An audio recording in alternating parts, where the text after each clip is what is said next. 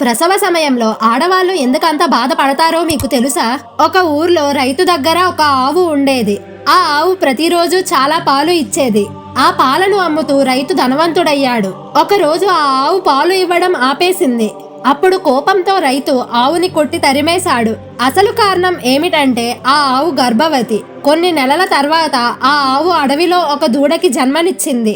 అప్పుడే అక్కడికి ఒక యువరాణి వచ్చింది. అది చూసిన ఆవు యువరాణితో ఇలా అనింది, అమ్మా, నా బిడ్డను నా వీపుపై పెట్టు, నేను వేరే ఊరికి వెళ్ళిపోతాను అని. కాని యువరాణి మాత్రం ఆ ఆవును అవమానించింది.